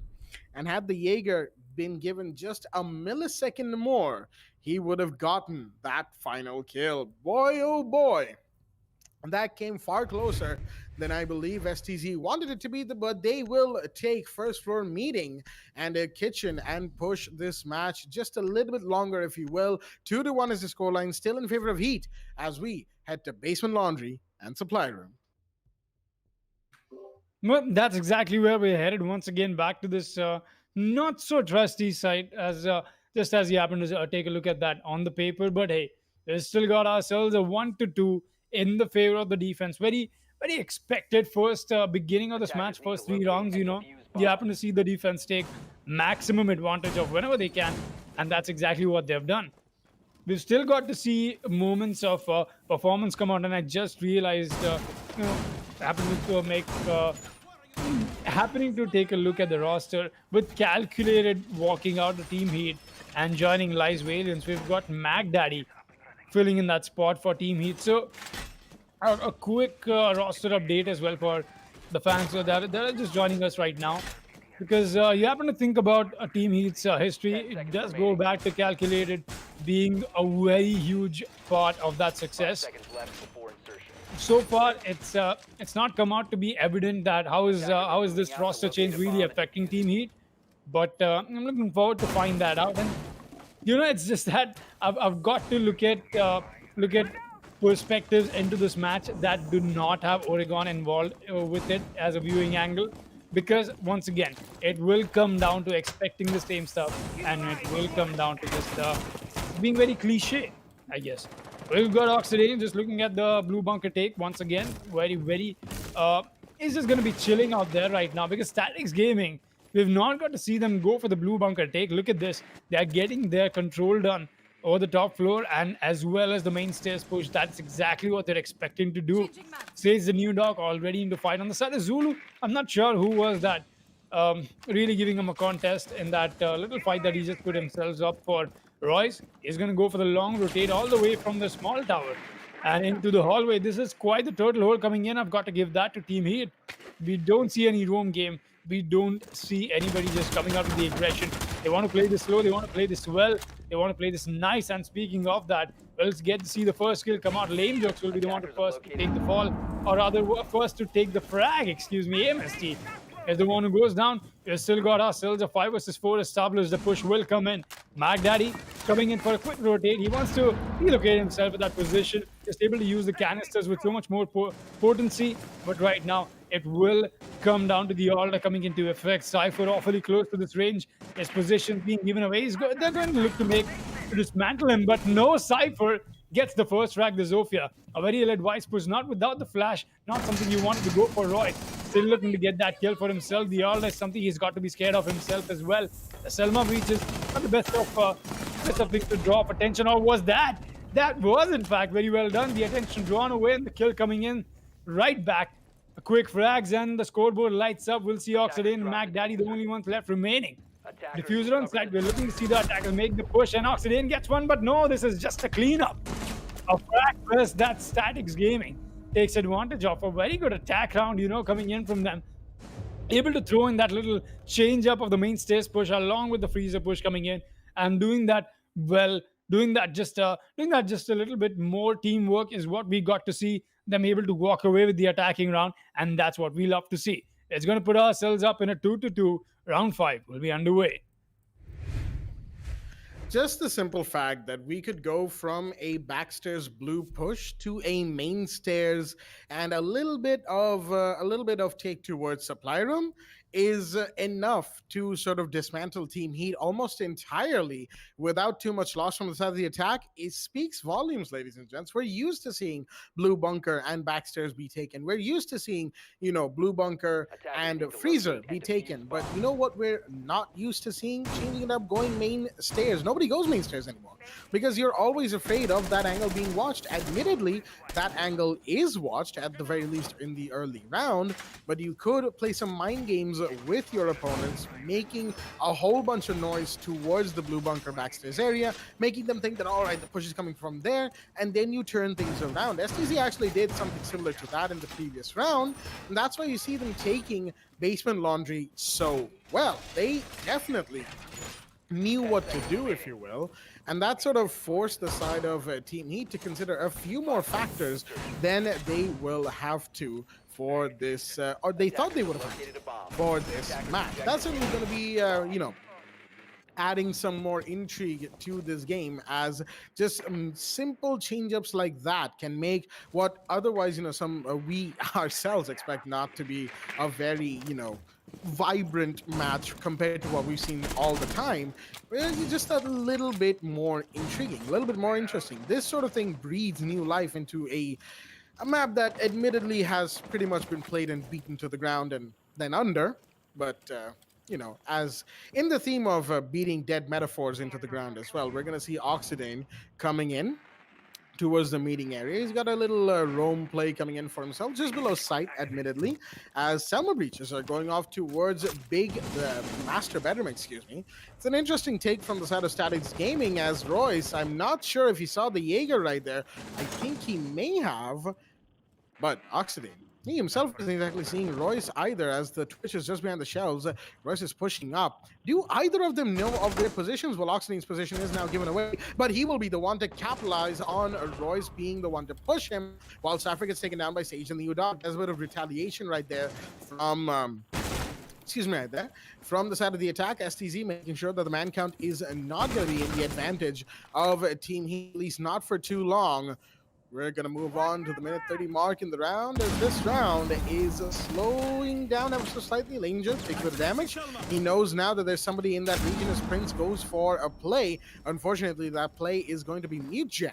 And the C4 comes out from Night Soul. Did not go through all the way, unfortunately, so no damage dealt to the attackers. No damage dealt, or should we say not enough dealt. We've still got ourselves a 4-4 with a minute remaining. The push has got to come in any moment now. Kuntal looking to make that push, but first the drone works is going to follow. But hey, lame jokes. He's been down with that. Where did that come in from? I'm not sure right now. It's going to be the fight that Prince loses. A very weird way you happen to see the Ace able to lose that gunfight, and quite the peak from Night Soul. That must have been one hell of a shot with the Vector at that range. Very well played, and there's no way the Ace was supposed to lose that fight. But no, it's still stuff like that does happen. Not taking that away from the man. Very good gunplay from Night Soul. That's been his thing for quite the while now. We'll be seeing some nomad charges come out. That's some air jabs. But Kuntal, wait a minute, he's already on his side. MacDaddy, the quick refrag, that's going to do the trade for him. They still got everybody pushing in, and Oxidane comes in with his double kill. All down to one man, and make that a 1 versus 2. We just got to see a very action movie inspired kill come out. That was quite the kill. Now with the nomad charge just up. All right, a self flash follows up as well. MacDaddy with the shotgun in hand, ready to take care of the nomad pushing up from hallway. But she's come around, and that's going to be spotted by MacDaddy with a headshot. Happens to greet the attacker just the way he happens to look to greet them as the nomad enters sight. MacDaddy says no. We'll be taking a quick look at that in the instant replay, and heading to round 6, the last round before roll swap. 2-3 is indeed the scoreline, and this looks like this might go anywhere. This match is still not put ourselves into that decisive spot. Are we getting to see that pushback from Statics for the equalizer, or are we getting to see Team Heat taking the advantage? Round 6 will be the revealer of that. Let's see what it happens to bring us. Well, one thing is for sure, and that is the fact that if STZ take one round, just one round on the attack, they will be able to make it a 3-3 equalizer, go into defense with what can be, what can be thought of as a fresh slate, a Attackers clean need to slate, if you locate and will, defuse bombs. effectively going 0-0 on defense on roll swap, with the added caveat that you don't exactly have all that much time for getting to match point. Only 4 rounds instead of, only 3 rounds to match point instead of 6. But it is what it is to take QB's username from Division 1. But for the time being, this round is going to be interesting. Basement Laundry, not exactly a site that defenders tend to win all the time, if you will, given what we've seen tonight. However, that could change. Maybe, maybe not. Maybe Team Heat takes this. Maybe Status Gaming takes the round. We definitely saw a good push from them in the previous one, where we went to Basement Laundry a couple rounds ago. Mainly a push from the front stairs and a little bit through Freezer. Well, not necessarily Freezer, if you will. Excuse me, there certainly was a push through Freezer, but that was then again flanked by Oxidane, the Jaeger, so there was a whole back and forth in that region. But overall, site was taken pretty well. I believe that's what they're going to try to do this time. The Jaeger's position given away. Royce will not miss this time. He'll be the one to find Oxidane a bit of revenge for the last round. That's going to make this site that much harder to defend for Team Heat. They somewhat, rely on Oxidane on the flank to come in and get them multiple kills. But right now, we're not going to see that for this round. Oxidane no longer influencing the round. Round 6 is going to make for a very interesting game, as we have the Valkyrie in play. I actually forgot to note, the Valkyrie will be in play from Cypher. That's a ton of information that they do require. I will admit, excuse me, their Team Heat, while their gunplay has been pretty good, all things considered, and the utility presence has been good as well, one thing they seem to lack is intel. At least intel on where they should be going in the case of a push to site that Statics is doing, and they're starting to sort of lose ground. Cypher, very busy on taking down those drones. Not sure if that was totally advisable right there. You have the Candela slowly coming in. That's going to flash Night Soul and maybe even the Valkyrie, but Kunto's actually not going to push in with that. He's prepping another one. He's got players for support now. Unfortunately, that first Candela has been used up, but no, he'll get taken down by Night Soul. The Goyo inside of the supply room closet. We're going to hear the first one as AMST finds Sage as well. Suddenly the man count is now in favor of Team Heat, who are in a 4v3 going to the minute 10 mark. That's right, we've got Royce pushing up from the main stairs, and there's going to be some retaliation coming in from the white stairs as well. That's of course the freezer push that I'm talking about from the side of the attack. Statics Gaming looking to close this little gap that they have between them and Team Heat, but no, Team Heat is not having any of it. Look at that. Look at that frag coming in. Just as happened to speak about how Statics really needs to reposition themselves and just realign to what they are trying to bring out. AMST unstoppable, and so is Cypher, and so is Team Heat. The entirety of it. Quite the round, quite the double kill towards the end. It was just a very self-explanatory round. You happen to think about it. It's just the fact that we get to see that the side of the defense able to take this kind of advantage into the first half, 4-2 into the second one. That means it's going to come down to seeing how we see Statics Gaming able to take this advantage for themselves. And just as we happen to move ahead into the second half of this match, it's going to come down to what the defense happens to bring up. Even in the last one, we saw Fufu Esports not being able to put themselves up, even barely able to climb through round 7 as well. We saw that round come out so close, and this was a very similar scoreline from what we got to see in the match before. That just happens to be a very good evidence of the fact that, hey, you're moving into this match, you're going into this second half on to Oregon. It's going to come down to the defensive team looking to put more rounds in the bank. That's a very expected outcome of it. Let's see if Statics Gaming is as good as they are, as I expect them to be, at least on defense. As we happen to move to the second half, it's going to come down to... actually, could we take a quick look at the scoreboard, Aizen? Thank you very much for that. Night Soul and Oxygen, both of them on 7 frags, followed up with AMST. That's been the kill team from the side of Team Heat. So far, you've not got Statics Gaming just able to push themselves up, but Royce still ahead in terms of numbers.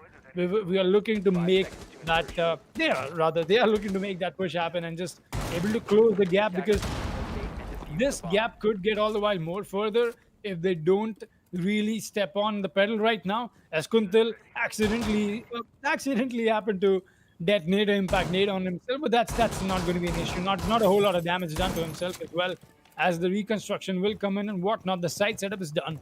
Everything has been accounted for. Round 7, the action phase is underway. You know what's most interesting in this defense from the side of STC is the fact that they've brought out the Frost.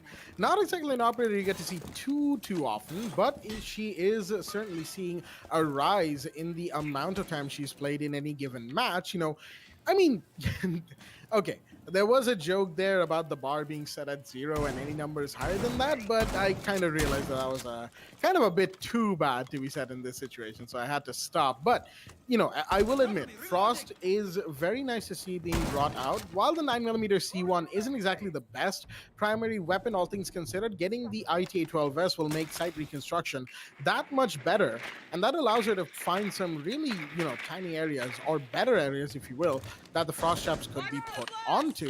For the time being, we're going to see Oxidane take care of the barbed wire. Push comes out from the Jaeger. That's going to be marked as well. And he had to fall back. Langjux was not allowed to get the kill. Unfortunate that he wanted to below white. We've got a bit of an upside down rappel and a cover from MacDaddy and AMST on a big window. That's 2 for 2, but a grenade, chef's nade, comes out from Cypher to make sure that Langjux, the Jaeger, ironically enough, will be the one to fall as some verticality is being opened up. Prince has to be so very careful of his current position. He's trying to peek out on white. That's going to be seen. Will he be punished? No, he's going to get one and get refragged onto as well. 3 versus 4 as the orange team is in the lead in terms of man cover. Kunto's coming in. Has he been hurt? I think he has. And Oxidane will not allow this to stand, not one bit, as it's all down to Sage and Royce. The last two standing. Plant is happening from AMST. Can they stop him?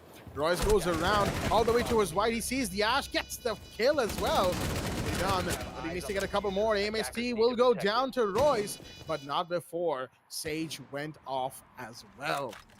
It's now a 1v2. Royce, last man standing. How much can he do? Well, turns out not a whole lot. MacDaddy going up to the roof of a small tower will shut him down as Team Heat continue their lead taking rounds, if you will. 3 for 3 now in terms of 1 rounds for them. Second floor dorms on the attack goes to them, as we will see in the instant replay.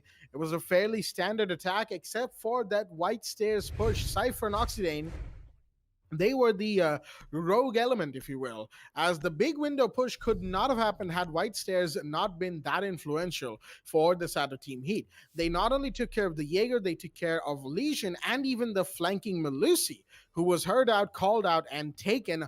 Oxidane doing work, along with tons of help from Cypher. But at the end of the day, ladies and gents, it's all going to be one more round in favor of Team Heat as they continue to take round after round for themselves. 5-2 is the scoreline going into the 8th round. And if anything, their attack might just become even stronger from this point out. This is exactly what I was trying to point out before the round happened to start. And the second half is where we are headed to. Statics Gaming really need to put their eyes on the prize right now. Not let Team Heat take any more advantage. They're able to get these attack rounds done so smoothly. It's going to put Statics Gaming in quite the spot. 1 round away from match point as well, mind you. So that's something I think Statics really needs to rethink. And now, looking at that, they're back to laundry. Does happen to, make me have a little different of an opinion as to if they're thinking this, taking this the right way, or thinking to take this the right way or not. Excuse me there, as I happen to quickly get myself a refresh on my vocabulary in my head. Just a brain lag moment for me. But coming back to this match, it's just the fact that Team Heat has definitely showed an amazing first round of an attack performance. It came down to them walking away with the oldest trick in the book, the big window plant when it comes to kids' dorms. So there's so many ways you can just go with the denial of a plant like that. Quite interestingly, so it was allowed to happen. And that's exactly why we see a 5-2 in the scoreline. But hey, Iana taking away so much attention from Royce. He's gonna get the holograph taken care of. Prince, oh boy, he's gonna go down. That did come down with the nade. That was an attempt from the attack once again. Cypher with his nades being very good on that. And Sage, the new dog, meanwhile, he's going to shut down one of the attackers. That's Night Soul taken off the board. It's one nomad less or one attacker less to work with. They still got the damage done with the revive coming in onto Prince. 20 HP is where he's going to be at. Roy's trying to win this fight, and yes, he will. Cypher somehow goes down. Oxidane, the quick refrag for his own team. We've got AMST adding up to that destruction as well. That's 2 kills, enough to be accounted for to bring us back into this equalizer. And Sage says no. Another one follows up, and as you happen to see this quick refrag games come out, Statics Gaming is still finding themselves in the advantage of this. A 3 versus 2. Mac Daddy and AMST looking to make the push any moment now. Located by attackers. Well, it's certainly going to be a very interesting push, regardless of how you look at it. Mac Daddy and AMST, last two standing, both on pretty much full HP. Prince a little low. Kuntal and Sage on full as well. Mac Daddy, shots fired from wide from Sage. He's going to see that. The call-up will be given, admittedly, but nothing coming off of that just yet. They're waiting. And that is Statics on defense. They know that they don't have to do too much. Just wait for the attackers to fall into their lines of sight. But will they be able to win the gunfight is my question right now. Prince is going to peek out, but that's unfortunately ill-advised. He will go down as the flashbangs come in from AMST to try and see if he can find one behind the bomb. He sees the one on white, but the Hibana's gun has only so much ammo. He's going to reload and fall back nice and quickly. Kuntal goes out, gets the kill, but Mac Daddy finds Sage in the meanwhile. That kill went out on the hallway, and that's a 1v1. Mac Daddy has the diffuser. He could try and bait Kuntal with the plant. He's actually going to do that right now. Has Kuntal heard it? Yes, he is, but it's a patience play from the Melusi. This could be the play of this round. Kuntal's going to go all the way around as well. Mac Daddy, is he chasing? I don't think so. No, he's going to go for the plant, and he might just stick it. But is that a position he wants to be doing that? And no, Kuntal hears the fact that the plant stopped, and he stopped. But will he be found in the hallway? He's going to go out, and he's going to get it. Kuntal! 1v1, and this man takes the cake. Headshot when his team needed it the most on that boiler door. Beautifully done, ladies and gents. As we will see in the instant replay right there. 5-3, as Statics are not ready to give up. Not indeed. Team Heat has to fight just a little bit more if they want this match to go their way. Second floor kids dorms and dorms main hall, the site of choice. And it's going to be just a little bit longer before we see who gets to match point. That's just going to be the case, I guess. We've got ourselves a 5-3 and quite the clutch from Kuntal. Not the best of decision making from the Zofia. Could have stuck the plant. 2 opportunities missed. Just not, you don't want to find yourselves with 30 seconds left and then suddenly find yourselves with only 3 seconds left and the plant has still not gone down, right?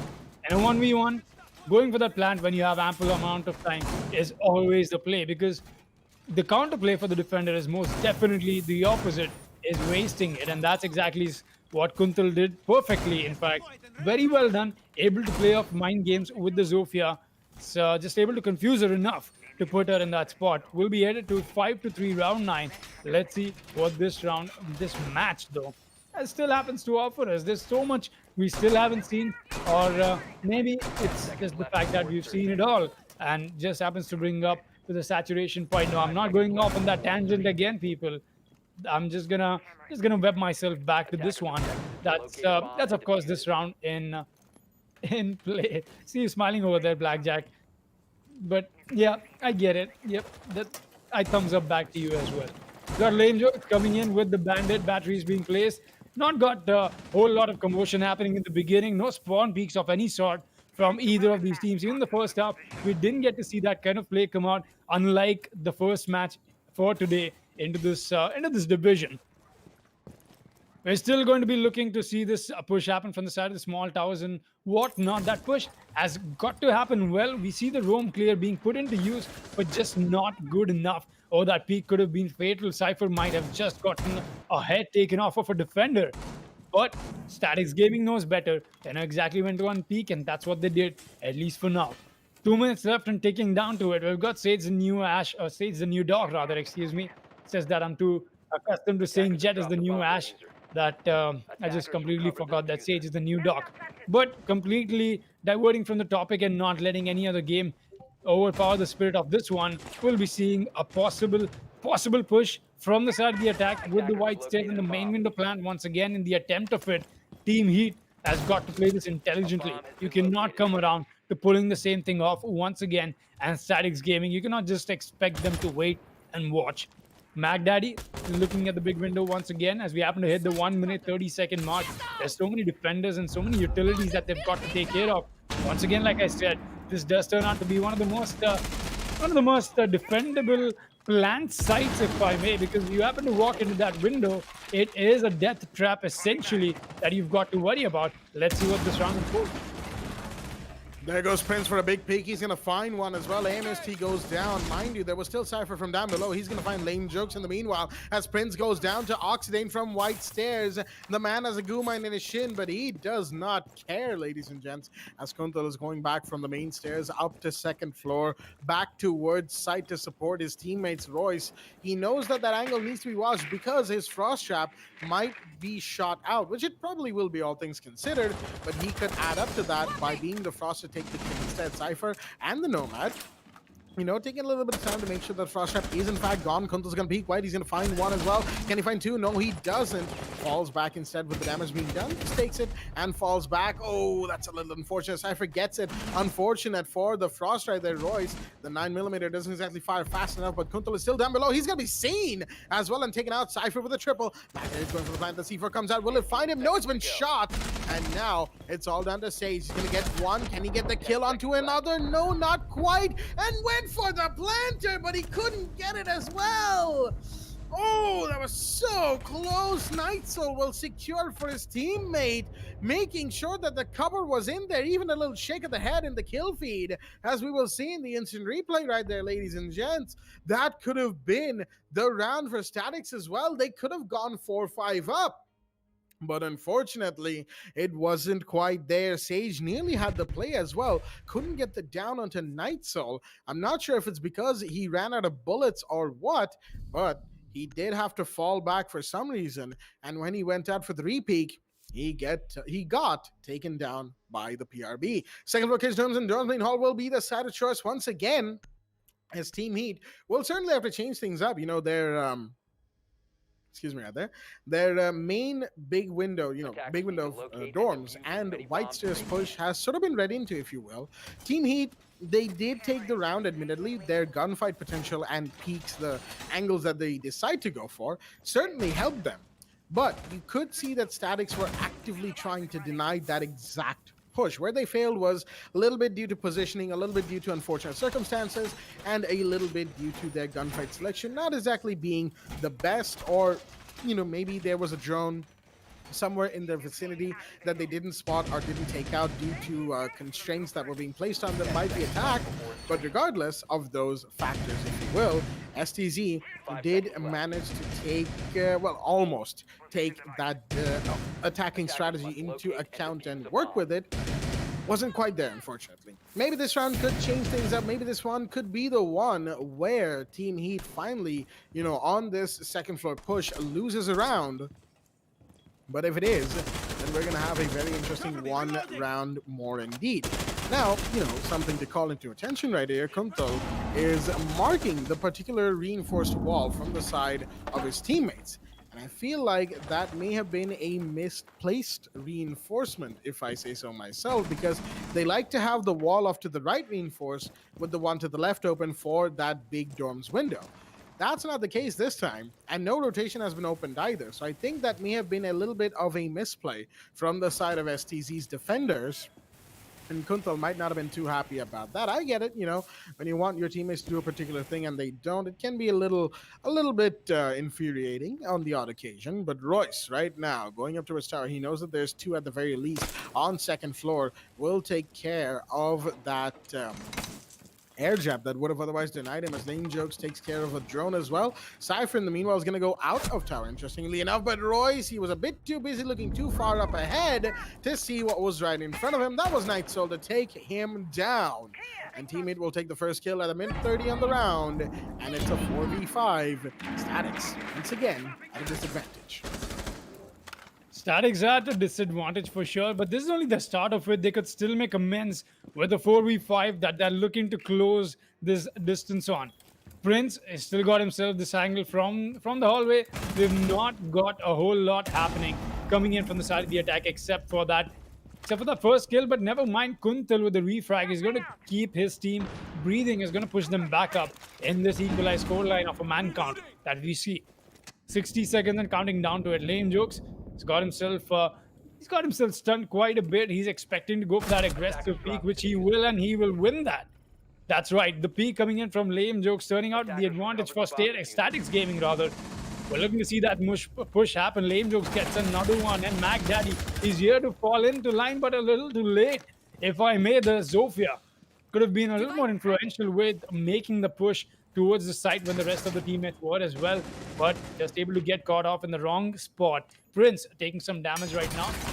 And actually, he's going to get downed and not out, not yet. Mac Daddy with a good pre-fire is going to put Prince in a very difficult spot, but the revive should come in. But no, Night Soul is on. He gets the triple and he gets the cleanup. This might just be it. People are 2 versus 1 that they're looking to win, which they will. Team Heat after to shut down Statics Gaming. That looked like a Statics Gaming round, but Team Heat, man, what a performance. Mac Daddy and Night Soul, the dynamic duo, happened to make me think what amazing team coordination that came in from both of them.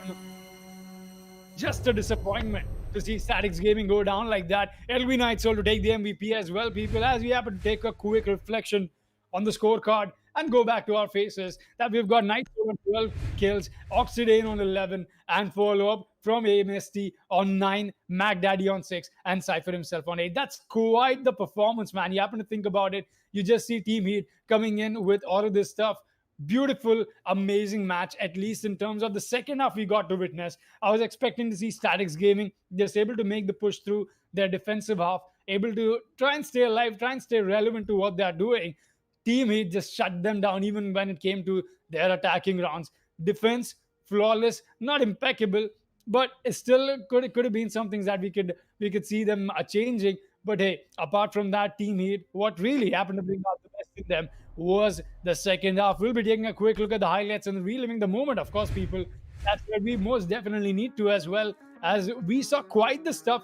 You know, you just see these teams come out on Oregon. Not so many things that are new here. It most definitely does happen to show us what these teams happen to have on a base level themselves, what they happen to bring out apart from the gunfights, and just so much more than that. A beautiful round that we got to see before the finisher came in, most definitely so, but does happen to put so many things into contest. You know, Statics Gaming, we didn't get to see them taking aggressive fights. We saw them playing this a little more passive, a little more, just trying to play this in their turf, but it was somehow coming down to Team Heat being able to win those gunfights towards the end, and that's what you'd expect. Most certainly, and looking at it from Statics' perspective, it was really just down to some rounds being misdroned, some rounds their awareness seemed to be a little bit all over the place, their gunfight selection not exactly the best. I mean, say all you want about Kuntal trying to frag his brains out at the very least and getting quite a few kills at that alongside Prince, and every now and again Lame Jokes chipping in, it wasn't quite there. They didn't quite have the support that they sort of want to. And let me tell you this much, I mean, talking to Kuntal today, he was kind of optimistic about their chances. I did actually catch up with him earlier today on Discord. We were sort of chatting about the matches we've had so far, and he was kind of cautiously optimistic about their chances against Heat today, but unfortunately it will not be the side of Statics who will win this match, ladies and gents. A little bit they're a little bit unfortunate right there. And we see this time and time again from Statics, right? Why do I call them a coin flip to begin with is because they go for these sorts of plays, or sometimes go for the lack of these sorts of plays that they really need to. Once that happens, they start losing rounds in unfortunate ways that they really shouldn't when you think about it, and that unfortunately puts them at a major disadvantage of sorts, and they just can't take more rounds after that. Once they lose those initial rounds and lose the momentum, taking it back seems to be something that they somewhat, if you will, struggle on. And that has been the case multiple times today. But at the end of the day, one can only say so much without Statics Gaming, without seeing where Statics goes from here. They can improve drastically between the course of today and the the third week, i.e., playdays 5 and 6 next week, whenever they begin. And I would certainly be hoping for that from Statics Gaming. They're certainly a team that holds a ton of potential, but just keeps getting bogged down by unfortunate decision making here and there that really needs to be worked on as a team. And I do hope that they will. Teammate, they had their fair share of problems as well, but none that really affected them against STZ, at least not tonight. So they will be winning their match and putting themselves one spot up, actually a couple spots up on the leaderboard, which we'll be taking a look at right now. In fact, on your screens, Team Heat will be a third spot, 9 points and a 9-round conversion. Nice coincidence right there, as they will take the third spot just below Saw, Fate, and Fufu Esports. Statics, in the meanwhile, have been pushed down to 5th, only one spot above the relegation limit. And Wolframite, Sage, and Team Area 69 are not exactly looking too good. Sage and Wolframite will certainly be working on things to make sure that they stay in the division, which will make week 3 quite interesting for both of these teams. And I say that primarily because you can see the table has a bunch of 9s and 9-pointers and 6-pointers in there, right? Why I say that is important, and I can see you laughing back there, Foxy, but jokes aside, why I point to that specific aspect of the leaderboard right now is because any team could practically take the top 3 spots, right? And sure, Fufu Esports have sort of broken away from that with their 12-point lead. Any of these other teams, all the way down to Sage Empire, could make Sage Empire has a little less of a chance than everybody else. Let me just get that out of the way. But everybody up to Wolframite Esports could certainly make a big play for that top 3 spot. And that's going to make, the third week just that little bit more exciting for Division 3. We're going to see a lot of good fights, ladies and gents, as we end off for the second week for Division 3 here. And we'll be starting again tomorrow, hopefully at 6 p.m. when we actually intend to. And with Division 2, Week 2 going live on your screens tomorrow. Some exciting action coming up for the rest of the week as well, as we head above and above in the tiers of the region. But that's been it for myself, Blackjack, my co-host Foxy, and our admin Eisen, as we will end things off here for the night. And see you again tomorrow with Division 2, Week 2. Stay tuned and good night.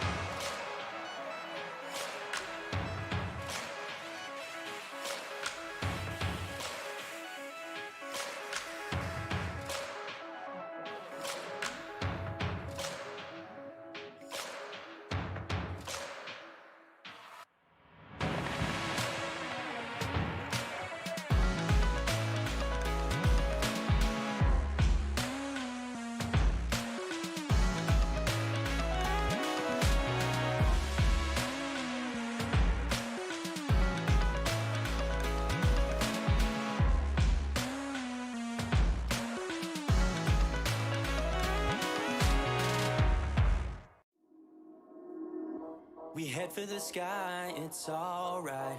Our wings wouldn't fly, it's alright. If we are crashing down again, pieces of love, it's alright. Scattered in mud, it's alright. You're giving me a lie again. And tell me what you want, this time I won't take it to the heart. Cause I know we won't make it out, I've heard it all before. Yeah, tell me what you want, let me hear that I'm the only one. You know that we won't make it out, we've heard it all before. It's alright. It's alright. It's alright. It's alright. It's alright, so let's move on. It's alright, so let's move on. It's alright, so let's move on. It's alright, so let's move on. It's alright, so let's move on.